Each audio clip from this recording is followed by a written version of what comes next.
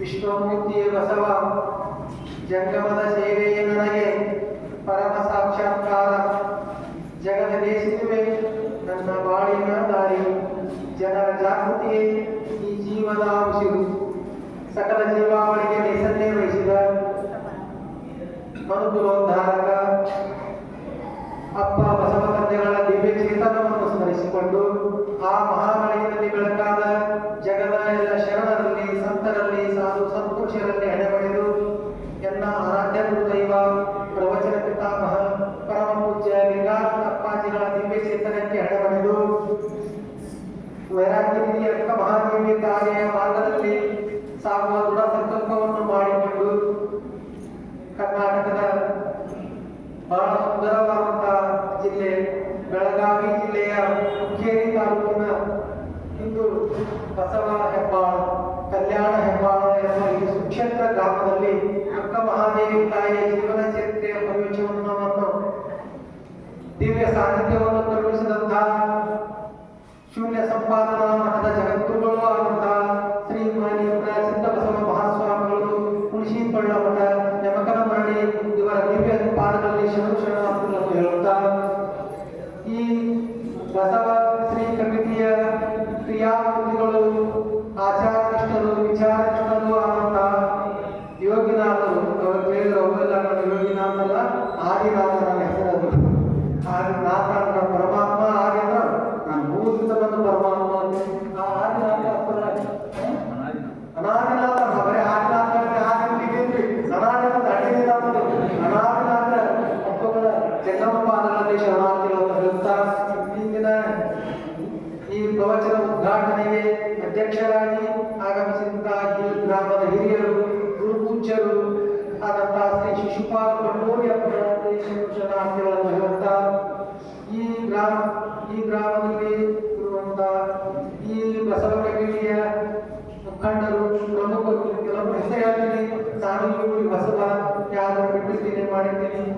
ಮಲ್ಲಿಕಾರ್ಜುನಪ್ಪಗಳು, ಮಹೇಶಪ್ಪಗಳು, ಬಸವರಾಜಪ್ಪಗಳು, ಮಹಂತೇಶಪ್ಪಗಳು, ಚನ್ನಬಸವಪ್ಪಗಳು, ಸುರೇಶಪ್ಪಗಳು, ಪ್ರವೀಣಪ್ಪಗಳು, ಮಹಾದೇವಪ್ಪಗಳು, ಅಜ್ಜಪ್ಪಗಳು, ಅರುಣಪ್ಪಗಳು, ಪ್ರಕಾಶಪ್ಪಗಳು, ಶಿವಪುತ್ರಪ್ಪಗಳು, ಶಂಕರಪ್ಪಗಳು, ಮತ್ತು ಈ ಗ್ರಾಮದ ಎಲ್ಲ ಗುರು ಹಿರಿಯರಲ್ಲಿ, ಈ ಬಸವ ಮಂಟಪದ ಎಲ್ಲ ಪದಾಧಿಕಾರಿಗಳಲ್ಲಿ, ಮಾಧ್ಯಮ ಬಳಗದಲ್ಲಿ, ಪ್ರವಚನ ಕಾರ್ಯಕ್ರಮದಲ್ಲಿ ಸಹಕರಿಸಿದ ಎಲ್ಲರಲ್ಲಿ, ಬಸವ ಸ್ವರೂಪಿಗಳಾದ ಎಲ್ಲ ಶರಣರಲ್ಲಿ, ಶರಣೆಯರಲ್ಲಿ, ಮುದ್ದು ಮಕ್ಕಳಲ್ಲಿ ಶರಣೋ ಶರಣ, ಶರಣೋ ಶರಣ. ಶ್ರೀ ಗುರುವೇ ಸತ್ಕ್ರಿಯೆಯಾಗರವೇ ಸೋಜ್ಞಾನ ಸಾಗರವೇ ಎನ್ನ ಮತಿಗೆ ಮಂಗಲವಿತ್ತು ರಾಗದಿಂಬೇಗ ಕೃಪೆಯಾಗು ಸ್ವಾನುಭಾವದ ನೆಲೆಯ ನಾನೇನ ಬಲ್ಲೇನೆ ನೀನೇ ಒಳಪಕ್ಕು ಏನ ನುಡಿಸಿದಡದನೆ ನಾನುಡಿವೆ ಗುರುವೇ ಕೃಪೆಯಾಗು. ಇಂದು ಪ್ರಥಮ ದಿನ ಪ್ರವಚನ ಸುಮಾರು 9 ಗಂಟೆಗೆ ಶುರು ಆಗ್ತೈತಿ. ಅಂದ್ರೆ ಆರಂಭ ದಿವಸ ಅಂದ್ರೆ ಹಿಂಗೆ ಇರ್ತೈತಿ. ಇವತ್ತು ಆದಷ್ಟು ಬೇಗ ಸ್ವಲ್ಪ ಪೀಠಿಗೆ ಹಾಕಿ ಖುಷಿ ಮಾಡೋದು. ಯಾಕಂದ್ರೆ ನಮಗೆ ಜಗದ್ಗುರುಗಳು ಬಂದಾರ. ಈ ಮಠದಲ್ಲಿ ತಮಗೆಲ್ಲ ಮಾರ್ಗದರ್ಶನ ಮಾಡುವಂಥ ಪೂಜ್ಯರ ಅವರ ಮಾತುಗಳನ್ನು ಕೇಳೋಣ. ಈಗ ಒಂದೇ ದಿವಸ ನಾವೇನು ತಿಳ್ಕೊಳ್ಳೋದಂದ್ರೆ ಆಧ್ಯಾತ್ಮ ಗುರುವಾದ ಭಾರತದಲ್ಲಿ ಬಸವಾದಿ ಶರಣರ ಆಗಮನ ಈ ವಿಚಾರವನ್ನು ಕುರಿತು ಒಂದು 4 ಮಾತುಗಳಿತ್ತು. ವೈರಾಗ್ಯಕಾಯಿಯಾದಂಥ ಅಕ್ಕ ಮಹಾದೇವಿ ಕಾಯಿಯ ಬರ ಅದು ಬಹಳ ದೊಡ್ಡದೈತಿ. ಅದು ಬಹಳ ಸರ್ವೋತ್ಕೃಷ್ಟವಾಗಿ ಅದನ್ನ ಅಕ್ಷರದಿಂದ ಹೋದಾಗ ಬರೆದು ಮುಗಿಸ್ತೀನಿ ಅಂದ್ರೆ ಸಾಧ್ಯ ಇಲ್ಲ.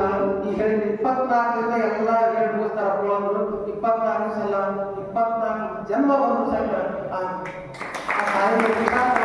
ಆ ತಾಯಿ ಮಾಡಿದ ವೈರಾಗ್ಯದ ಸಾಧನೆಗಳನ್ನು ಯಾರಿಂದಲೂ ಹೇಳಿ ಮುಗಿಸಕ್ಕಾಗಲ್ಲ ಅಂತ ಮಹಾತಾಯಿಯ ಚರಿತ್ರೆಯನ್ನು ಆದಷ್ಟು ನನಗೆ ಏನು ಬುದ್ಧಿ ಕೊಡ್ತಾರ ಪರಮಾತ್ಮ. ಆ ತಾಯಿ ನನ್ನ ಒಳಗ ತಿಳ್ಕೊಂಡು ಏನು ಕೊಡ್ತಾರ ನಾನು ವಿಚಾರ ವಿಚಾರ ತಾಯಿಯ ಸಾಧನೆ ಕುರಿತು ಇವಾಗ ಬಹಳ ಶುದ್ಧವಾದಂತಹ ಸಾತ್ವಿಕವಾದಂತಹ ವ್ಯಕ್ತಿತ್ವ ಆಗಿರ್ತೈತಿ. ಆ ವ್ಯಕ್ತಿತ್ವದ ಕೊರತೆ ನನ್ನಲ್ಲಿ ಬಹಳ ಇದೆ. ಯಾಕೆ ನನ್ನಲ್ಲಿ ಬಹಳ ಏನಪ್ಪ ಅಂದ್ರೆ ಅದಕ್ಕೆ ನಮ್ಮ ಬಸವ ತಂದೆಗಳ ಹೇಳಿರ್ತಾರೆ, ಎನ್ನ ಚಿತ್ತವು ಅತ್ತಿಯ ಹಣ್ಣು ನೋಡಲಿಲ್ಲ ವಿಚಾರಿಸಿದರೆ ಏನು ಗುರುಳಿಲ್ಲವಯ್ಯ. ಗುರುಳಂದ್ರೆ ಹಣ್ಣನೇ ಇಟ್ಟಲ್ಲ, ಗುರುಳಿಲ್ಲವಯ್ಯ. ಎನ್ನ ಚಿತ್ತವು ಅತ್ತಿಯ ಹಣ್ಣು ನೋಡಯ್ಯ ವಿಚಾರಿಸಿದರೆ ಏನು ಗುರುಳಿಲ್ಲವಯ್ಯ. ಈ ಪ್ರಪಂಚಿನ ಡಬ್ಬಿನಲ್ಲಿ ಎನ್ನನ್ನು ಗುರುಪು ಮಾಡಿ ಹಿರಿಸುತ್ತನ್ನು ಕುದಿಸಿರಿ. ಅದಕ್ಕೆ ನನಗೆ ಅಂತ ಶುದ್ಧ ಸಾತ್ವಿಕತೆ ಇಲ್ಲ.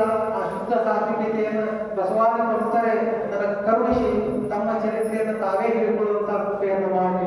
ಆದರೂ ಬಸವಚೇತನರು ಈ ಕಾರ್ಯಕ್ರಮ ಹೆಚ್ಚೈತಿ. ಅದಕ್ಕೆ ಗುರಿ ಮುಟ್ಟುವ ದಿಕ್ಕಿನೊಳಗೆ ನಾನು ಬಹಳ ಚೆನ್ನಾಗಿ ನನಗೆ ಮತಿಗೆ ನಿಲ್ಕದಷ್ಟು ಬಹಳ ಚೆನ್ನಾಗಿ ಮತ್ತು ಶುದ್ಧವಾದಂತಹ ವಿಚಾರಗಳನ್ನು ಯಾರು ಇಷ್ಟಪಡ್ತೀನಿ. ಕಾಲ್ಪನಿಕ ಮತ್ತು ಯಾವುದಕ್ಕೆ ಮೌಢ್ಯ ಯಾವುದೂ ಗೊತ್ತಿಲ್ಲ. ಶುದ್ಧವಾದಂತಹ ತತ್ವಗಳನ್ನು ನಿಮ್ಮಂತಕ್ಕ ಶುದ್ಧವಾದಂತಹ ತಾತ್ವಿಕವಾದಂತಹ ವಿಚಾರವನ್ನು ಮಾತ್ರ ನಮ್ಮಂತಕ್ಕೆ ಬಿದ್ದಾಗಲು ಪ್ರಯತ್ನ ಮಾಡ್ತೀನಿ. ಸುಕ್ಷೇತ್ರ ಹೆಬ್ಬಾಳ ಗ್ರಾಮವು ತತ್ವನಿಷ್ಠ ಶರಣರ ಗ್ರಾಮ. ಇಲ್ಲಿ ಅಕ್ಕನ ಬಳಗ, ಬಸವ ಬಳಗ ಬಹಳ ಚೆನ್ನಾಗಿದ್ದೀರಿ. ಅಕ್ಕನ ಜೀವನ ಸಾಧನೆ ಕುರಿತು ಪ್ರವಚನ ಮಾಡಾಕ ಮೊನ್ನೆ ದಿನ ಹಿರಿಯರಾದಂಥ ಬಹಳ ಜನ ಹಿರಿಯರೆಲ್ಲ ಬಂದಿದ್ರು. ನಮ್ಮ ಮಹಂತೇಶಪ್ಪವರು, ನಮ್ಮ ಬಸವರಾಜಪ್ಪವರು 6 ಜನ ಎಲ್ಲ ಬಂದು ಬೆನ್ನವಿಸಿದ್ರು. ನನಗೆ ನಿಜವಾಗ್ಲೂ ನಾನು ಪ್ರವಚನ ಮಾಡೋದು ಯಾಕೋ ತಿಂಗಳಾಗಟ್ಟೆ ಹೋಗಿ ಅಲ್ಲಿಲ್ಲ ಕಷ್ಟ ಬೇಡ ತಂದ್ಕೊಂಡಿದ್ದೆ. ಯಾಕಂದ್ರೆ ನಾನು ಸಣ್ಣ ಮಠ ಒಂದು 2 ಎಕರೆ ಐತಿ. ಅದ್ರಾಗ ಒಂದು ಸಣ್ಣ ಗುಡಿಸೈತಿ ಮಠ ಮಾಡ್ಕೊಂಡದೀನಿ. ಅಲ್ಲಿಂದ ಅಜ್ಜಿ ಹಡಪದ ಅಜ್ಜಿ 81 ವರ್ಷದ ತಾಯಿ. ಆ ತಾಯಿ ಪ್ರಸಾದ ಮಾಡ್ತೈತಿ. ಮತ್ತು ನಾ ಎಲ್ಲ ಯಪ್ಪ ಎದುರು ನೋಡಿ ಬೇರಿ ಅಜ್ಜಿ ಜೊತೆಗಿರ್ತಾರ ನೋಡಿ. ಅದು ಬಸವಣ್ಣ ಸ್ವರೂಪವಾಗಿ ಅಂತೇಳಿ ಐತಿ. ಮತ್ತು ನಾನು ನಮ್ಮೆಲ್ಲ ಹಿರಿಯರ ಮಾತಿಗೆ ಒಪ್ಕೊಂಡು ಈ ಪ್ರವಚನ ಬಂದೀನಿ. ಅದಕ್ಕೆ ನಾಳೆ ದಿನ ಆದಷ್ಟು ಎಲ್ಲರೂ ಒಬ್ಬೊಬ್ಬರು 4 ಜನ 6 ಜನ ಕನ್ಫರ್ಮ್ ಮಾಡ್ತೀನಿ. ಆದಷ್ಟು ನನ್ನ ಒಳಗಿನ ವಿಚಾರಗಳನ್ನು ಅಷ್ಟನ ನೈಜ ಜೀವನ ಚರಿತ್ರೆಗಳನ್ನು ನಾವು ಎಲ್ಲ ತಿಳಿಯುವಂತ ಪ್ರಯತ್ನ. ಈ ಭಾರತ ಭೂಮಿ ಅನ್ನೋದೇನಿಲ್ಲ ಜಗತ್ತಿನೊಳಗ ಬಹಳ ಶ್ರೇಷ್ಠವಾದಂತ ಭೂಮಿ. ಹಿಂದಕ್ಕ ಬಂದಂತ ಏನ ಯಾರಲ್ಲಿ ಅಧ್ಯಯನಕ್ಕಾಗಿ ಬಂದಿದ್ರು ಮತ್ತೆ ಯಾರಲ್ಲಿ ಪ್ರವಾಸಕ್ಕಾಗಿ ಬಂದಿದ್ರು ಇದಕ್ಕೆ ಹೆಸರು ಕೊಟ್ಟಾರ. ಇದಕ್ಕೆ ಏನಪ್ಪಾ ಅಂದ್ರ ಚಿನ್ನದ ಪಕ್ಷಿ. ಪಕ್ಷಿಗಳು ಎಂತ ಇರ್ತಾವ, ಉತ್ಸುಕ ಪಕ್ಷಿ ಇರ್ತಾವ. ಇದಕ್ಕೆ ಚಿನ್ನದ ಪಕ್ಷಿ. ಮತ್ತು ಅಧ್ಯಾತ್ಮ ಜೀವಿಗಳು ಇದಕ್ಕೆ ಏನ್ ಹೆಸರು ಕೊಟ್ಟಾರಪ್ಪ ಅಂದ್ರ ಗುರು. ಆಧ್ಯಾತ್ಮದ ಕೇಂದ್ರ, ವಿಶ್ವದ ಆಧ್ಯಾತ್ಮಿಕ ಕೇಂದ್ರ ಯಾವಪ್ಪ ಅಂದ್ರ ಭಾರತ ಭೂಮಿ. ಭಾರತ ಭೂಮಿ ಈ ಭಾರತ ಭೂಮಿ ಹಿರಿಮೆ ಬೆರಿಮೆ ಅಂತ ನಾವು ಒಬ್ಬರದೇ ಒಬ್ಬರು ವಿಚಾರಗಳಿಂದ ತಿಳ್ಕೊಂಡ್ಬಿಡೋದು. ನಮ್ಮ ದೇಶಕ್ಕೆ ಒಬ್ಬರು ಅಲೆಕ್ಸಾಂಡರ್ ಅಂತ ಒಬ್ಬರು ರಾಜ. ಅಲೆಕ್ಸಾಂಡರ್ ಬಹಳ ದೊಡ್ಡ ಶೂರ, ವೀರ, ಬಹಳ ಎಚ್ಚರಿಯ ನಾಯಕ. ಅವರು ಈ ವಿಶ್ವದ 3ನೇ ಒಂದು ಭಾಗ ಭೂಮಿಯನ್ನೆಲ್ಲ ವಶಪಡಿಸಿಕೊಂಡು, 3ನೇ ಒಂದು ಭಾಗ ಭೂಮಿಯನ್ನು ವಶಪಡಿಸಿಕೊಂಡು ತಮ್ಮ ಗುರುಗಳನ್ನೇ ಹೋಗಿ ಭೇಟಿ ಗುರುಗಳೇ 3ನೇ ಒಂದು ಭಾಗ ಅಂದ್ರ ಭೂಮಿಯನ್ನು 3 ಭಾಗ ಮಾಡೋದು, ಅದರ ಒಂದು ಹೋಗ್ಬಿಟ್ಟಿದೆ ಅಂದ್ರೆ ದೊಡ್ಡ ಭೂಮಿ ಇಷ್ಟೆಲ್ಲ ನನ್ನ ಕಬ್ಜದಾಗೈತಿ, ಇನ್ನು 2 ಐತಿ. ಅದಕ್ಕೆ ಇದನ್ನ ಹೆಂಗಪ್ಪ ಅಂದ್ರೆ ಇದು ಭಾರತದ ಮೇಲೆ ದಂಡೆತ್ತಿ ಹೋಗಿ ಆ ಕಡೆ ಭಾಗವನ್ನೆಲ್ಲ ನಾನು ವಶಪಡಿಸ್ಕೊತೀನಿ, ಪೂರ್ವದ ಭಾಗ. ಅದಕ್ಕೆ ನನಗೆ ಆಶೀರ್ವಾದ ಮಾಡಿ ಅಂತ ನಮ್ಮ ಗುರುಗಳನ್ನ ಕೇಳಿ ಅವ್ರ ಗುರುಗಳು ಏನಪ್ಪ ಅಂದ್ರೆ ಅರಿಸ್ಟಾಟಲ್ ಅಂತ ಹೋಗ್ಯಾರಿ ಕೇಳ್ಕೊಂಡ್ರು. ಅದಕ್ಕೆ ಅವಾಗ ಅರಿಸ್ಟಾಟಲ್ ಹೇಳಿದ್ರು, ಇದು ಭಾರತ ಏನೈತಿಲ್ಲ ಇದು ನಾವು ಖಡ್ಗ ತಗೊಂಡು ಹೋಗಿ ದಾಳಿ ಮಾಡುವ ಭೂಮಿ ಅಲ್ಲ. ಈ ಭಾರತ ಭೂಮಿ ವಂದಿಸಲಿಕ್ಕ ಮತ್ತು ಪೂಜಿಸಲಿಕ್ಕ ಯೋಗ್ಯವಾದಂತಹ ಭೂಮಿ ಐತಿ. ಈ ಭಾರತ ಭೂಮಿ ಮೇಲೆ ದಾಳಿ ಮಾಡಬೇಡ ಅಂತ. ಅಂದ್ರೆ ಈ ಭಾರತ ಭೂಮಿ ಸಾಮಾನ್ಯವಾದದ್ದಲ್ಲ. ಋಷಿಗಳು, ಮುನಿಗಳು, ಸಂತರು, ಮಹಾತ್ಮರು ಈ ಮನುಕುಲದ ಉದ್ಧಾರಕ್ಕಾಗಿ, ಈ ಮನುಕುಲದ ಶಾಂತಿ ನೆಮ್ಮದಕ್ಕಾಗಿ ತಮ್ಮ ಬದುಕನ್ನು ಚಂದನದ ಕಟ್ಟಿಗೆ ತೇದು ತೇದು ತೇದು ಜಗತ್ತಿಗೆ ಮಾರ್ಗವನ್ನು ಕಲ್ಪಿಸ್ಯಾರ. ಅಂತ ಒಂದು ಜ್ಞಾನ ನಿಧಿ ಎಲ್ಲೈತಿಪ್ಪ ಅಂದ್ರ ಭಾರತಕ್ಕೈತಿ. ಅಲ್ಲಿ ನೀನು ಖಡ್ಗ ತಗೊಂಡು ಹೋಗಬೇಡ, ನಿನ್ನ ಭಿಕ್ಷಾ ಪಾತ್ರೆ ತಗೊಂಡು, ಭಿಕ್ಷಾ ಪಾತ್ರೆ ಕೈಯಾಗಲ್ಲ, ನಿನ್ನ ತೆರೆಯನ್ನು ಖುಲ್ಲಾ ಮಾಡಿಕೊಂಡು ತೆರೆ ಸ್ವಚ್ಛ ಇಟ್ಕೊಂಡು ಅಂದ್ರೆ ಸ್ವಚ್ಛವಾದಂತ ತೆರೆ ತಗೊಂಡು ಜ್ಞಾನ ಭಿಕ್ಷೆಯನ್ನು ಕೇಳೋದು. ಆ ದೇಶಗಳ ಭಿಕ್ಷೆ ಕೊಡ್ತಾರ, ಹೋಗಬೇಡ ಅಂತ ಹೇಳಿದ್ರು.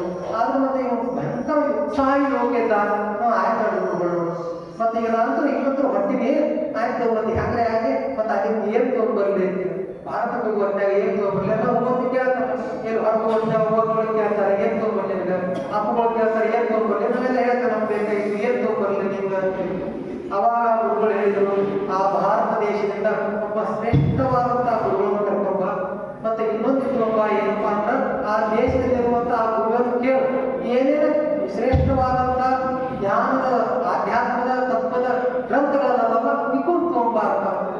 ಮತ್ತೊಬ್ಬ ಗುರುಗಳಾದ ನನಗ ಸಿಂಹಾಸನ ತಗೊಂಬ, ಮಾಡೋಣ ಬಂಗಾರಿ ಕಿರೀಟ ತಗೊಂಬ, ಉಂಗ ತಗೊಂಬ, ಮತ್ತೆ ಪಾರ್ಟಿ ಬೆಳ್ಳಿ ಪಾರ್ಟಿ ತಗೊಂಬ, ಏನನ್ನ ಕೇಳಿದ್ರು. ಆ ಗುರುಗಳು ನಂಗೆ ಏನೂ ಕೇಳಲಿಲ್ಲ, ಧ್ಯಾನ ಭೂಮಿ ಅಂತ ಈ ಗುರುನೆಲ್ಲ ತಗೊಂಬ ಅಂತ ಹೇಳಿ.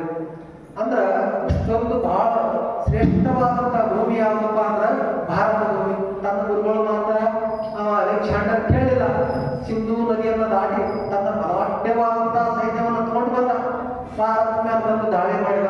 ಇಲ್ಲಿ ಆ ಸಿಂಧೂ ನದಿ ದಾಟಿದ ತಕ್ಷಣದ ಮೊದಲಿಗೆ ಭಾರತದಲ್ಲಿ ಅವನಿಗೆ ಭೇಟಿಯಾದಂತಹ ರಾಜ ಪೂರ್ವರಸನಂತ ಒಬ್ಬ ರಾಜ ಭೇಟಿಯಾದ. ಅಂದ್ರೆ ಅವಾಗ ದಾಳಿಯ ಸಂಭಾವ್ಯ ತಿಳ್ಕೊಂಡು ಅವರು ಆನೆಗಳನ್ನೆಲ್ಲ ನಿಲ್ಲಿಸ್ಕೊಂಡು ಬಹಳ ಬಲಾಢ್ಯವಾದಂತ ಸೈನ್ಯಗಳನ್ನು ಪಾಟಿ ಸೈನ್ಯ ಕಟ್ಕೊಂಡು ನಿಂತ್ಕೊಂಡಿದ್ರು. ಅದು ನೋಡಿ ಜಗತ್ತಿನಾಗ ನಾ ಎರಡು ಕಡೆ ಯುದ್ಧ ಮಾಡಿದ್ವಿ, ಅಲ್ಲಿ ಎಲ್ಲಿ ಆನೆ ತಗೊಂಡು ಯುದ್ಧ ಮಾಡಿಲ್ಲ. ಒಟ್ಟು ಕುದುರೆ ತಗೊಂಡು ಯುದ್ಧ ಮಾಡ್ಯಾರ, ಒಡ್ಡಿ ತಗೊಂಡು ಯುದ್ಧ ಮಾಡ್ಯಾರ, ಮತ್ತೆ ಹಡಗನಾಗ ಮಾಡ್ಯಾರ. ಆನೆ ಮೇಲೆ ಯುದ್ಧ ಮಾಡಿದ್ ಭಾರತ ಅಷ್ಟೇ ಅದ. ಮತ್ತೆ ಆನೆ ನೋಡಿ ಕುದುರೆಗಳೆಲ್ಲ ಕುದುರೆ ಸರಿಯಾಗಿ ಬರಲ್ಲ. ಆಗ ಇವ್ರು ಬಹಳ ದೊಡ್ಡ ಸೈನ್ಯ ಇತ್ತು.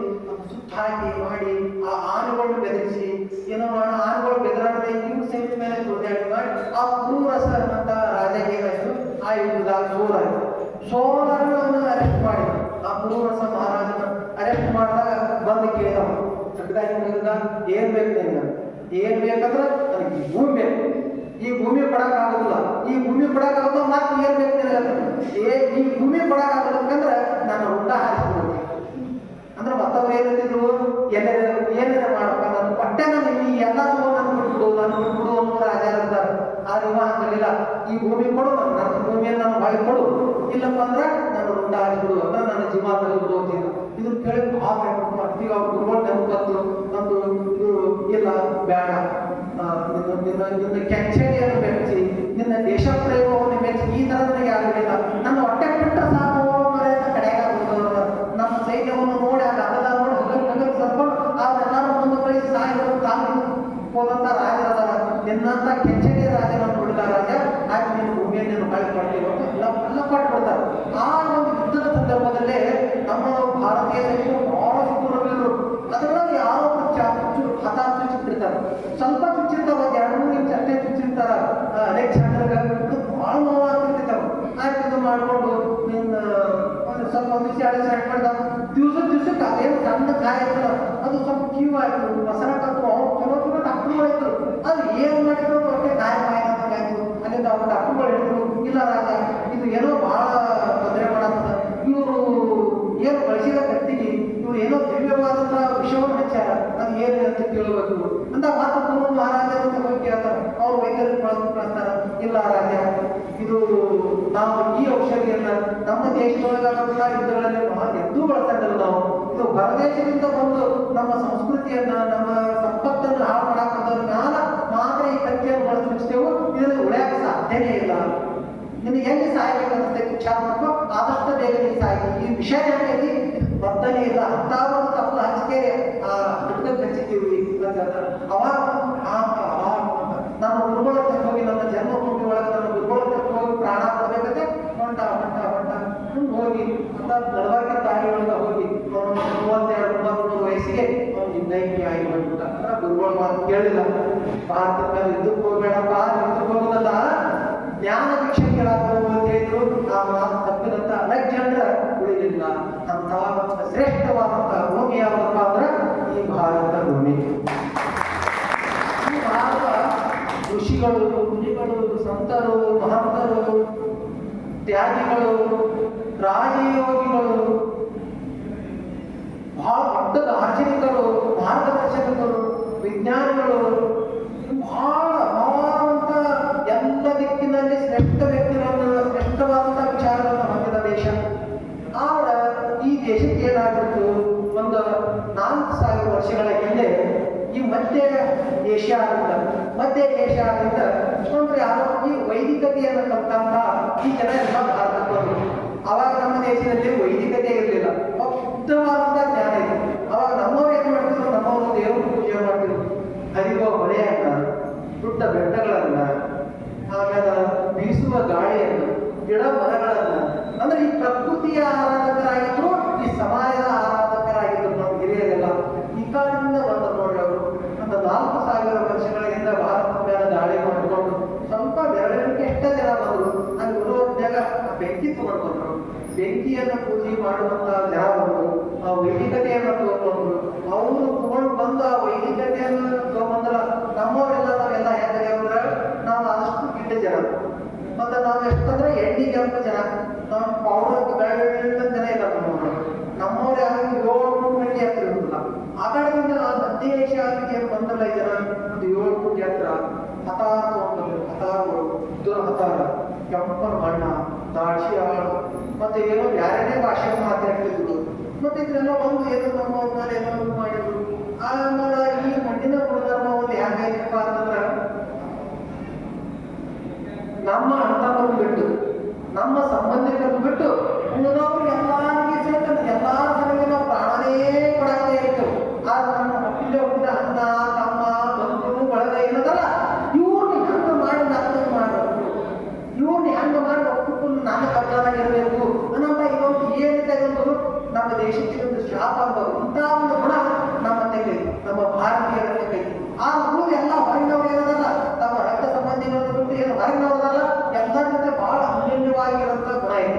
ಇದನ್ನು ಅವ್ರು ಬಂದವ್ರು ಏನ್ ಮಾಡಿದ್ರು, ಬೇಗನೆ ಅರ್ಥ ಮಾಡ್ಕೊಂಡು ಅತ್ತಿಗೆ ಸೊಸಿಗೆ, ಅಕ್ಕಗ ತಂಗಿಗೆ, ಅಣ್ಣಗ ತಮ್ಮಗ ಹಿಂಗೆ ಜಗಳ ಹಾಕೋತಾರೆ. ಆ ಕುತಂತ್ರವಾದಂತಹ ಬುದ್ಧಿಯನ್ನು ಬೆಳೆಸಿ ಭಾರತವನ್ನು ಚಿತ್ರ ಮಾಡ್ಕೊಂಡು ವ್ಯವಸ್ಥೆಯನ್ನು ಹಾಳು ಬಂದು ಆ ವ್ಯಕ್ತಿಗಳೇ ಏನು ಮಾಡಿದ್ರು, ಭಾರತದಲ್ಲಿ ಮೇಲು ಕೀಳು ಹೆಣ್ಣಂದ್ರ ಕಡಿಮೆ. ಅವಾಗ ನಾವೆಲ್ಲರೂ ಏನಿದ್ದೆವು,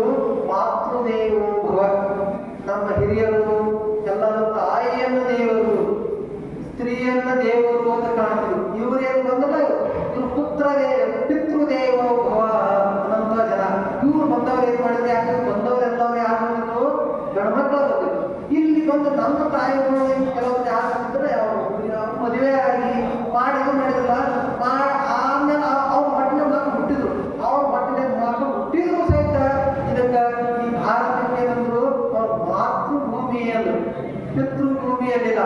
ನಮ್ಮ ಪಿತೃಭೂಮಿ ಬ್ಯಾರೇನೇ ಐತಿ. ಆರೇ ಇಷ್ಟಪಟ್ಟು ಮಾತೃಭೂಮಿ ಅನ್ಕೊಂಡ್ ಬಂದ್ರು. ಈ ಮಾತೃಭೂಮಿ ಅಂದ್ರೆಲ್ಲ ಕರೆ, ಆದ್ರ ಆ ಮಾತೆಯ ಸ್ಥಿತಿಯನ್ನೇ ಕೆಳದರ್ಜೆಗೆ ಇಳಿಸಿಬಿಟ್ರು. ತಾವು ಇಲ್ಲಿ ಬಂದು ಮದುವೆ ಆಗ್ಯಾರ, ಅವರಿಂದಲೇ ಸಂತಾನವನ್ನು ಪಡೆದಾರ. ಆ ತಾಯಿ ಮಟ್ಟಿಂದೇ ಹುಟ್ಟಿ ಬಂದವರು ಆ ಸ್ತ್ರೀಯರಲ್ಲಿ ಭಿನ್ನತೆಯನ್ನು ಬಳಸಿದ್ರು. ಈ ಹೆಣ್ಮಕ್ಳು ಮೋಕ್ಷಕ್ಕೆ ಅರ್ಹರಲ್ಲ ಅಂತ ತಿಳಿಸಿದ್ರು.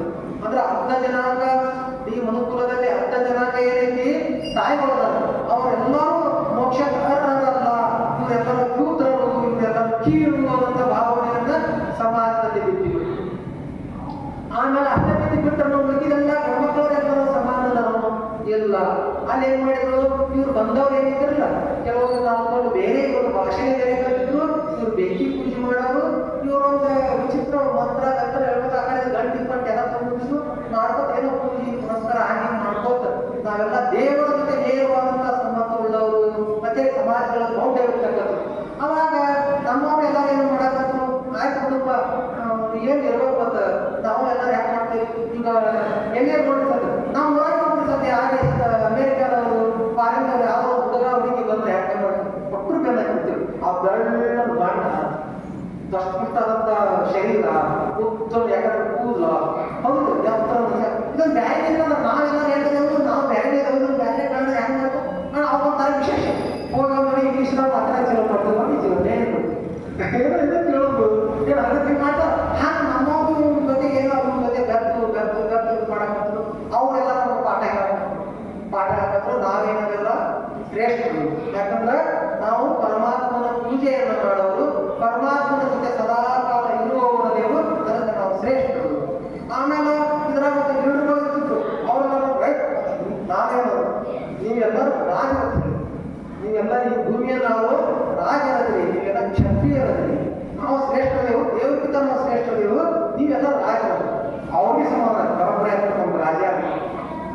ಇನ್ನು ಉಳಿದವರೆಲ್ಲ ಯಾರು ದೇವರೆಲ್ಲ ಅದಾಗ ಬೆಳೆ ಬೆಳೆಯಕತ್ತಾರ, ಭೂಮಿ ಒಳಗೆ ಬೆಳೆಯಕತ್ತಾರ, ತರಾಕರಗಳನ್ನ ಸಾಕಾಕತ್ತಾರ, ಕೃಷಿ ಕಾಯಕ್ಕೆ ಬೇಕಾಗಂತ ಪತಾಕಿ, ಬಡಿಗೆತನ, ಕುಬ್ಬಾರಿಕೆ, ಚಪ್ಪಲ್ ಹೊಡೆಯುವುದು ಎಲ್ಲ ಸಂಬಂಧಪಟ್ಟಂತ ಸೇವೆ ಮಾಡ್ತಾರೆ.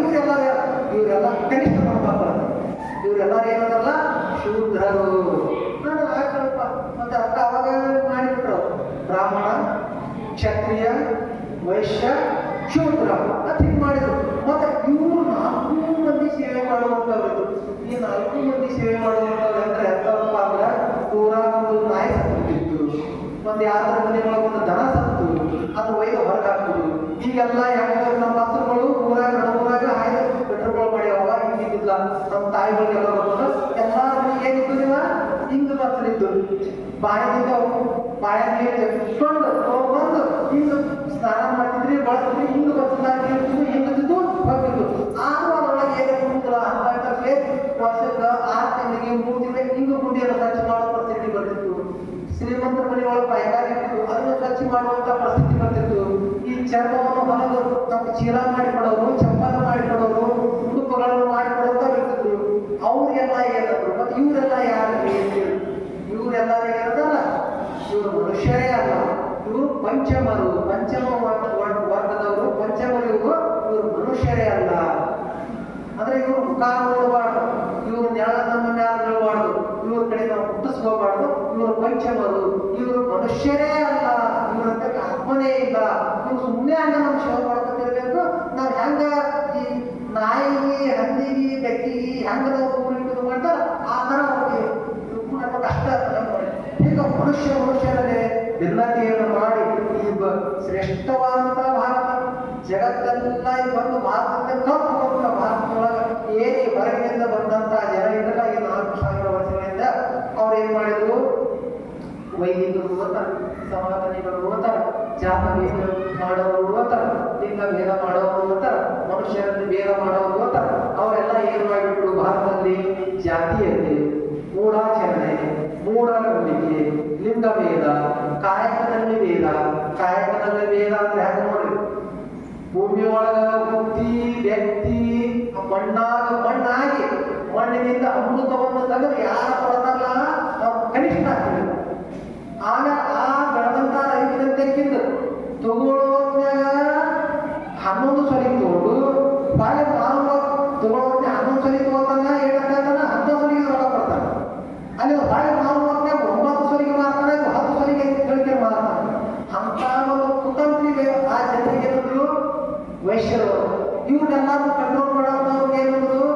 ಕ್ಷತ್ರಿಯರು, ಈ ಭೂಮಿ ಒಳಗೆ ದುಡಿಯೋದವರಿಗೆ ಏನಂದ್ರು ಕಡಿಮೆ ಅಂದ್ರು.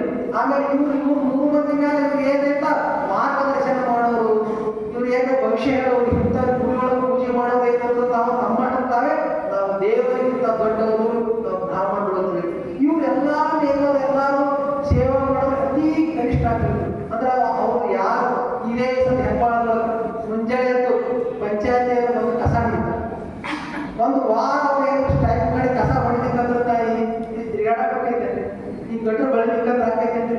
ಅವ್ರು ಭಾಳ ದೊಡ್ಡವಂತ ಸೇವೆ ಮಾಡ್ತಾರೆ. ಅವ್ರಿಗೆ ನಾವು ಕನಿಷ್ಠ ಅಂತಂದ್ರೆ ಕಾಯಕದಲ್ಲಿ ವೇದ, ಲಿಂಗದಲ್ಲಿ ವೇದ, ಅಂಗದಲ್ಲಿ ವೇದ. ಇದು ಎಡಗೈಯ, ಇದು ಬಲಗೈಯ. ಕನಿಷ್ಠ ಶ್ರೇಷ್ಠ, ಅನ್ನದಲ್ಲಿ ವೇದ, ಲಿಂಗದಲ್ಲಿ ವೇದ, ವರ್ಣದಲ್ಲಿ ವೇದ. ಕಾಲ್ಪನಿಕವಾದಂತಹ ಸ್ವರ್ಗ, ಮರ್ತ್ಯ, ಪಾತಾಳ, ವೈಕುಂಠ ಇಂಥವೆಲ್ಲ ಕಾಲ್ಪನಿಕವಾದಂತಹ ಹೆಸರುಗಳಿಟ್ಟು ಮತ್ತು ಅಲ್ಲಿ ಬೇರೆ ಬೇರೆ ಬೇರೆ ಬೇರೆ ದೇವರಲ್ಲಿ ಶಿವ, ಪಾರ್ವತಿ, ವೆಂಕಟರಮಣ, ವೈಕುಂಠದಾಗ ವೆಂಕಟರಮಣ, ಕೈಲಾಸದಾಗ ಶಿವ, ಅವನ ಹೆಂಡತಿ ಪಾರ್ವತಿ, ಅವನ ಹೆಂಡತಿ ಲಕ್ಷ್ಮಿ, ಬ್ರಹ್ಮ, ಅವನ ಹೆಂಡತಿ ಸರಸ್ವತಿ, ಮತ್ತು ಅವ್ರಿಗೆ ಮಕ್ಕಳು, ಅವ್ರಿಗೆ ಮೊಮ್ಮಕ್ಕಳು, ಅವ್ರಿಗೆ ಸಂಸಾರ, ಅವ್ರಿಗೆ ಮಾಡ್ಕೊಂಡು ದೇವರುಗಳನ್ನ ಮಾಡಿದ್ರು 30 ಕೋಟಿ ಮಾಡಿ ಮನುಷ್ಯರಲ್ಲಿ ಭಿನ್ನತೆ ಮಾಡಿ ಏನು ಧರ್ಮಶ್ರೇಷ್ಠವಾದಂತಹ ನಮ್ಮ ಭಾರತ ಭೂಮಿ ಇತ್ತಲ್ಲ ಅದನ್ನ ಜಗತ್ತಿನವರು ನೋಡೋರು ಎಲ್ಲರೂ ಥೂ ಅನ್ನೋ ಕೆಟ್ಟ ಪರಿಸ್ಥಿತಿ ತಂದಿಟ್ಬಿಟ್ರು. ಯಾರು? ಈ ವೈದಿಕರು ಸರ್ವ ವಿಧದಲ್ಲಿ ಭಾರತವನ್ನ ನಾಶ ಮಾಡಿದ್ರು. ಹೆಂಗ ನಾಶ ಮಾಡಿದ್ರಪ್ಪ ಅಂದ್ರೆ ಇನ್ನೊಂದಿಷ್ಟು ನೋಡ್ಕೊಡ್ರಿ. ನಾವು ಏನು ಮಣ್ಣಾಗಿ ಏನು ಭೂಮಿಯಿಂದ ಅನ್ನವನ್ನು ಬೆಳಿತೇವಲ್ಲ ಅದನ್ನ ಬೆಂಕಿ ಹಾಕತ್ತ. ನಾವು ಎಷ್ಟು ಕಷ್ಟಪಟ್ಟು ಆಕಳ ಎಲ್ಲರೂ ಮಾಡಿ ಹಾಲ ತುಪ್ಪ ತಗೊಂಡ್ತೇವಲ್ಲ ಆ ತುಪ್ಪವನ್ನು ಒಯ್ದು ಬೆಂಕಿ ಒಳಗೆ ಶುರುವಾಗಲ್ಲ. ಎಷ್ಟು ಬೇಕಾದಷ್ಟು ಕಷ್ಟಪಟ್ಟು ಬಟ್ಟೆಯನ್ನು ತುಂಬ್ತಾರಲ್ಲ ಆ ಬಟ್ಟೆಯನ್ನು ಒಯ್ದು ಬೆಂಕಿ ಹಾಕಲ್ಲ. ಆಮೇಲೆ ನಮ್ಮ ಸಂಸ್ಕೃತಿ ಆಗಿದ್ದು ಸತ್ತವ್ರನ್ನ ಮಣ್ಣಾಗ ಹುಗಿತಿದ್ವಿ. ಮಣ್ಣಾಗ ಹುಗಿದ್ರೆ ಏನಬೇಕು ಅಂತೇಳಿದ್ರು ಅಲ್ಲಿ ಮಕ್ಕಳಿಗೆ ಗಿಡಗಳಿರ್ತಾವೆ, ಗಿಡಗಳ ಬೇರೆ ಬಿಟ್ಟು ಅದರ ಪೋಷಕಾಂಶಗಳನ್ನೆಲ್ಲ ನೋಡಿ ಗಿಡ ಸಫಲವಾಗಿ ಬೆಳೆದಿದೆ. ಇವ್ರು ಹಂಗೆ ಮಾಡಲಿಲ್ಲ. ಈ ವ್ಯವಸ್ಥೆಯನ್ನು ಹಾಳು ಮಾಡೋದು ಆ ಕಡಿಗೆಗಳು ಪಾಳ್ಯ ಮಾಡಿ ಹೆಣ ತಂದದ ಮೇಲೆ ಬೆಂಕಿ ವಾಯು ಮಾಲಿನ್ಯ ಮಾಡಿದ್ರು. ವಾಯು ಮಾಲಿನ್ಯ ಮಾಡಿ ಅಟ್ಟೆ ಇರ್ತಾರ ಅದು ಒಟ್ಟು ವೈ ಏನು ಮುಂಚೆ ಬಿಟ್ಟರು ಅಲ್ಲೇ ಬಿಟ್ಟರು ಅದನ್ನ ಮಾಡಿಲ್ಲ. ಒಟ್ಟು ವೈ ದಿನ ಆ ನೀರು ಸುಮ್ಮನೆ ಹೆಣ ಹೋದ್ರು. ಅಂದ್ರೆ ಈ ಭೂಮಿಯನ್ನು ಕಲುಷಿತ ಮಾಡಾಕತ್ತಾರ, ಈ ವಾಯುವನ್ನು ಕಲುಷಿತ ಮಾಡಿದ್ರು, ಮನುಷ್ಯನಲ್ಲಿ ಭಿನ್ನತೆಯನ್ನು ಮಾಡಿದ್ರು. ಸ್ತ್ರೀ ಕನಿಷ್ಠ ಮನೆಯೊಳಗೆ ಜನ ಹಾಕಿಬಿಟ್ಟು ಹೆಣ್ಮಕ್ಳ ಬುದ್ಧಿ ಮಾತಾಡ್ತಾರಲ್ಲ ನಿನಗೇ ತಿರ್ತೈತಿ ಅನ್ನುವಂತ ಒಂದು ಪರಿಪಾಠವನ್ನು ಯಾವ ತಾಯಿ ಹೊತ್ತು ಎತ್ತು ಬೆಳೆಸಿದ್ರ ಅದೇ ಕನಿಷ್ಠ ಶ್ರೇಷ್ಠ ಇಂಥ ಒಂದು ಬಹಳ ವೈವಿಧ್ಯವಾದಂತ ಒಂದು ವಿಚಾರವನ್ನು ಭಾರತದ ಜನತೆಯಲ್ಲಿ ಭಾರತದ ವಿಚಾರದಲ್ಲಿ ತುಂಬಿ ನಮ್ಮನ್ನು ಬಹಳಷ್ಟು ಕಷ್ಟಗಳನ್ನು ಕೊಟ್ಟರು. ಇಂಥ ದಯನೀಯವಾದಂತಹ ಪರಿಸ್ಥಿತಿ ಇದ್ದಾಗ ಭಾರತದಲ್ಲಿ ಯಾವಾಗ ಧರ್ಮ ಹಾನಿ ಆಗ್ತೈತಿ, ಯಾವಾಗ ಧರ್ಮ ನಾಶ ಆಗ್ತೈತಿ, ಅವಾಗ ಧರ್ಮ ಪರಮಾತ್ಮ ನಾನು ಹುಟ್ಟಿ ಬಂದು ಈ ಲೋಕವನ್ನು ಕಲ್ಯಾಣ ಮಾಡ್ತೀನಿ ಮತ್ತೆ ಅವಾಗ ಆಯಾ ಸಂದರ್ಭದೊಳಗೆ ಪರಮಾತ್ಮ ಬೇರೆ ಬೇರೆ ಬೇರೆ ಬೇರೆ ರೂಪಗಳನ್ನು ತಾಳಿ ಈ ರೂಪಿಗೆ ಬಂದು ಜಗತ್ತಿಗೆ ಕಲ್ಯಾಣವನ್ನು ಮಾರ್ಗದರ್ಶನವನ್ನು ಮಾಡ್ಯಾರ. ಅಂತ ಒಂದು ಅವಶ್ಯಕತೆ ಬಹಳ ಐತಿ ಅನ್ನೋದು ಪರಮಾತ್ಮ ಗೊತ್ತಾದ. ಪರಮಾತ್ಮ ವಿಚಾರ ಮಾಡಿದ ಇವ್ರನ್ನೆಲ್ಲಾರು ತಿದ್ದಬೇಕಾಯ್ತಾರೆ. ಹೆಂಗ್ ಮಾಡಬೇಕು ಅಂತಂದ್ರೆ ನಾನೇ ಈ ಮನುಷ್ಯ ರೂಪವನ್ನು ತಗೊಂಡು ಹೋಗಿ ಈ ಮನುಕುಲವನ್ನೇ ಉದ್ಧಾರ ಮಾಡಬೇಕು ಅಂತ ತಿಳ್ಕೊಂಡು ಭಾರತ ದೇಶದ ಈ ದಕ್ಷಿಣ ಭಾರತದಲ್ಲಿ ಕರ್ನಾಟಕದಲ್ಲಿ, ಅದು ಉತ್ತರ ಕರ್ನಾಟಕ ನಮ್ಮ ಭಾಗದಲ್ಲಿ ಇದೇ ಬಸವನ ಬಾಗೇವಾಡಿ ಮಾದರಸರು ಮಾದರಾಂಬಿಕೆಯ ತಾಯಿಯಿಂದ ಬಸವಣ್ಣನವರು ಜನಿಸಿದರು. ಬಸವಣ್ಣನವರು ಜನಿಸಿದ್ರ ಅವರ ಜನನ ಹೇಗಿತ್ತಪ್ಪ ಅಂದ್ರೆ ಒಂದು ವಿಚಾರವನ್ನು ಹೇಳ್ತೀನಿ. ಅವರ ಅಪ್ಪ ಏನದಲ್ಲ ಅವರು ಅಗ್ರಹಾರದ ಒಬ್ಬ ಪ್ರಮುಖರಾಗಿದ್ದರು. ನಮ್ಮ ಭಾಗದಲ್ಲಿ 4 ಮುಖ್ಯವಾದಂತಹ ಅಗ್ರಹಾರಗಳು, ಒಂದು ಸರ್ದೇವಾಡಿ, ಒಂದು ಬಸವನ ಬಾಗೇವಾಡಿ, ಒಂದು ಇಂಗಳೇಶ್ವರ, ಒಂದು ಶಿಲಾಶಾಸನ ಸಿಕ್ಕೈತರು ಅರ್ಜುನವಾಡ. ಇವೊಂದು 4-5 ಬಹಳ ಪ್ರಮುಖವಾದಂತಹ ಬ್ರಾಹ್ಮಣ ಅಗ್ರಹಾರ ಕ್ಷೇತ್ರಗಳು. ಇಂಥ ಒಂದು ಅಗ್ರಹಾರದ ಅಧಿಪತಿ ಆದಂಥವರು ಮಾದರಸರು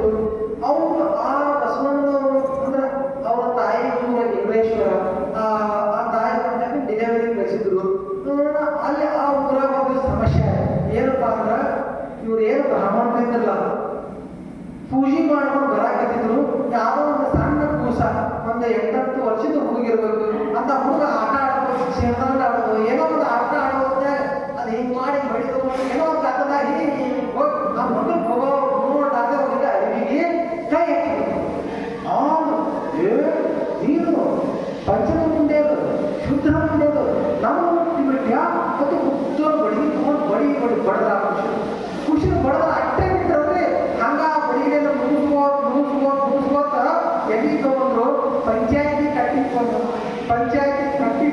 ಈ ಸುದ್ದಿ ಅವ್ರ ಅಪ್ಪ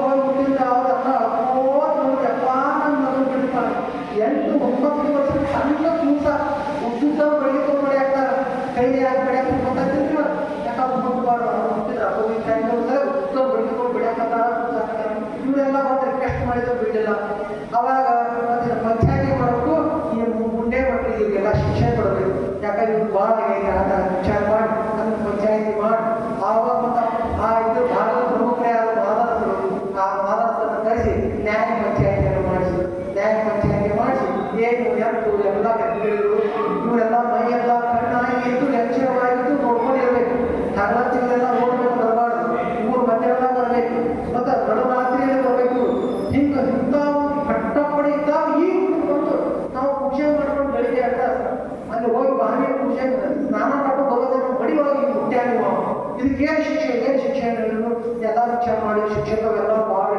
ಗ್ರಂಥಗಳನ್ನು ತೆಗೆದು ಎಲ್ಲ ಪರಿಶೀಲನೆ ಮಾಡಿ ಹೇಳಿದ್ರು ಇದು ದೊಡ್ಡ ಒಂದು ಶಿಕ್ಷೆ ಐತಿ ಏನು ಶಿಕ್ಷೆ ಅಂದ್ರೆ ಇವನ ಕಿವಿ ಒಳಗ ಸೀಸವನ್ನು ಕಾಯಿಸಿ ಸುದ್ದಿ ಬಿಡಬೇಕು ಯಾಕಡ ಸೀಸ ಅಂದ್ರೆ ನೀವು ಬಿಸುತ್ತಲ್ಲ ಗಿರಣಿಗೆ ಹಾಕೋರು ಹಾಕ್ತಿರ್ತಾರ ಅದಕ್ಕೆ ಕಾಸೆ ಮಾಡಿರ್ತಾರ ಕೆಪ್ಪಳು ಇಟ್ಟು ಸೀಸ ಕಾಸಿ ಅದಕ್ಕೆ ಯಾಕಂದ್ರೆ ಸುರಿ ಬಿಡ್ತಾರೆ ಸೀಸ ಅಂತ ಬಾಲ್ ಕಟ್ಟಿ ಹಿಡ್ಕೊತೀವಿ ಅಂತ ಕಾಯಿದ ಸೀಸವನ್ನ ಕಿವಿ ಒಳಗೆ ಸೀಸ ಹಾಕೊಂಡು ಸೀದಾ ಬೆದರಿಗೆ ಹೋಗಿ ಆ ವ್ಯಕ್ತಿ ಹೋಗ್ಬಿಡ್ತಾರ ಅಂದ್ರೆ ಅವ್ರ ಸಾವನೇ ಆ ಸಾವು ಸುಮ್ಮನೆ ಉದಾಹರಣೆಲ್ಲ ಕಾಯಿದ ಸೀಸವನ್ನ ಕಿವಿ ಒಳಗೆ ಹಾಕಿ ಇದು ಮಾಡ್ಬೇಕಂತ ನಡೆಯಿತು ಎಲ್ಲ ಸರಿ ಐತಿ ನಮ್ಮ ಧರ್ಮಕ್ಕೆ ಹೇಳ್ತೈತಿ ಇದು ಸರಿ ಐತಿ ಎಲ್ಲ ಕೊಟ್ಬಿಟ್ರು ಆ ತಂದೆ ತಾಯಿ ಅವ್ರ ಬೀರು ಬಿದ್ರು ಯಪ್ಪ ಯಾಕಂದ್ರೆ ಮಾಡಿ ನಮ್ಮ ಕಿವಿ ಒಳಗೆ ಹಾಕ್ರಿ ಪಾಪದ ಜಗತ್ತ ನೋಡಿದ ಕೂಸ ಅದು ಅನಕ್ಕನ ಬಿಡ್ರಿ ಎಷ್ಟು ಬೆಳಕಾಗ್ತದೆ ಅಷ್ಟು ಬೆಳಕಾಗತ್ತು ಅಲ್ಲಿಂದ ಇದು ಮಾಡಿ ಎಲ್ಲರೂ ಏನು ಪಂಚ ತೀರ್ಮಾನ ಮಾಡಿ ಇವ್ರ ಕಡೆಗೆ ಮಾತಾಡ್ತಾರೆ ಕೇಳಿದ್ರು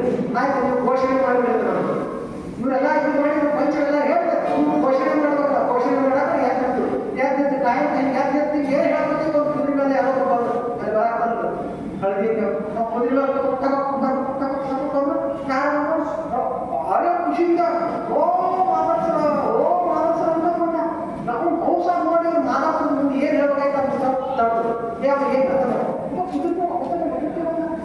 ಏನಾಯ್ತು ಭಾಳ ಸಂತೋಷ ಅನ್ಸುತ್ತೀರಿ ನಿಮ್ಮ ಮನೆಯವರು ಗಂಡಸ ಮಗ ನಡೆದಾರ ಅಂದ್ರೆ ನಿಮ್ಮ ಮನೆಯವರು ಗಂಡಸ ಮಗ ನಡೆದಾರ ಅಂದ್ರೆ ಎಷ್ಟು ಸಂತೋಷ ಆಯ್ತಂಗ ಯಾಕೆ ಸಂತೋಷ ಆಯ್ತಪ್ಪ ಅಂದ್ರೆ ಬಸವಣ್ಣನವರ ತಂದೆಯವರಿಗೆ ಬಸವಣ್ಣನವರ ತಾಯಿಯವರು 2ನೇ ಹೆಂಡತಿ 1ನೇ ಹೆಂಡತಿ ಇಲ್ಲೇ ಅರ್ಜುನ ಮಾಡಿದವರು ಆ ತಾಯಿ ಒಬ್ಬ ಮಗ ಇದ್ದ ದೇವರಾಜ ಮಗ ಇದ್ದ ಆ ತಾಯಿ ಪ್ರಸವ ತೊಂದರೆ ಅಂದ್ರೆ ಅವ್ರನ್ನ ಹಡದ ತಕ್ಷಣ ಲಿಂಗೈಕ್ಯ ಆಗಿತ್ತು ಲಿಂಗೈಕ್ಯ ಈ ಭಾಗದ ಬೀಗರು ಬಿಟ್ಟರೆ ಇರೋದಲ್ಲ ಇಲ್ಲಪ್ಪ ಮತ್ತೆ ಏನ್ ಮಾಡೋದು ಈ ಮಮ್ಮನ ಬೈದ ಪಾಠ ಮಾಡ್ತೇವೆ ಆಯಿ ಮುಂದೆ ಕರ್ಕೊಂಬಂದು ಇಟ್ಕೊಂಡು ಮತ್ತೆ ಇನ್ನೂ ಸಣ್ಣ ಮದೀಪ ಲಗ್ನ ಆಗಬೇಕು ಮುಂದೆ ಅವ್ರು ಇಂಗ್ಲೀಷ್ ಹೇಳಿದ್ರು ಲಗ್ನ ಆದ್ರು ಅದಕ್ಕೆ ಆಯ್ತು ಚಲೋ ಆಯ್ತು ಅವ್ರು ನೋಡಿದ್ರು ಈ ಏನು ಮಾಲಾಂಬಿಕೆ ತಾಯಿ ಬಂದು ಒಂದೇದ್ದ ಹೆಣ್ಣು ಹಡಿದ್ರೆ ಬಹಳ ಕಷ್ಟ ಇತ್ತು ಈಗ ಯಾರು ದುಃಖ ಪಡೋದಿಲ್ಲ ಈಗ ಯಾಕಂದ್ರೆ ಸರ್ವ ಸಮಾನತೆ ಐತಿ ಹೆಣ್ಣು ಮಾಡೋಣ ಅಂತ ಬೇಕಿಲ್ಲ ಅದಕ್ಕೆ ಎಲ್ಲ ಖುಷಿ ಪಡ್ತಾರೆ ಅವಾಗ ಬಹಳ ಪ್ರಾಸ ಹೆಣ್ಣು ದೆವ್ವ ಮಾಯಿ ಎದ್ದು ಅಂತ ಒಂದು ಪರಿಸ್ಥಿತಿ ಇತ್ತು ಕೊನೆಗೆ ಹೆಣ್ಣು ಹುಟ್ಟಿತ್ತು 2ನೇ ಗಂಡಾರಿ ಅವ್ನ ಹತ್ತಿ ಭಾಳ ಬೇಕಿತ್ತು ಹಿಂಗ ಮ್ಯಾಗ ಸೀರೆ ಕೊಡ್ತಿದ್ದು ತೆಲಿಗಳು ಹಾಕೊಡ್ತಿದ್ದು ಗಂಡ ಸೀರೆ ನೀನು ಗಂಡ ಹಡದ್ರ ನಮ್ಮ ಮನೆಗೆ ಇಲ್ಲಿ ಕಂದ್ರೆ ಮತ್ತೊಂದು ತಗೊಂಡೇ ಬರ್ತಾನೆ ಅದು ಮಾತ ಒಂದೇದಕ್ಕೆ ಈ ಗಂಡ ಐತಿ ಏನ್ರೆ ನಾನು ಗಂಡ ಹಡಿದಿಲ್ಲ ಇನ್ನೊಂದು ಹೆಣ್ಣು ಹಡಿದೆ ಅಂದ್ರೆ ಏನು ತೊಗೊಂಬರ್ತಾರ ಗೊತ್ತಿಲ್ಲ ಮತ್ತು ನನ್ನ ಆಸ್ತಿ ಎಲ್ಲ ಮಾಲಕ ಅವ ಆಗ್ತಾನ ಮನೆ ತೊಂದೈತಿರಲ್ಲ ಅವ ಆಗ್ತಾನೆ ಹಿಂಗೆ ಏನೋ ಚಿಂತನೆಗಳು ನೀವು ಚಿಂತೆ ಎಲ್ಲ ಇದ್ದಾಗ ಗಂಡ ಹಡ್ದಾಗ ಮಾದರ್ಸಿ ಭಾಳ ಸಂತೋಷ ಆಯ್ತು ಭಾಳ ಸಂತೋಷ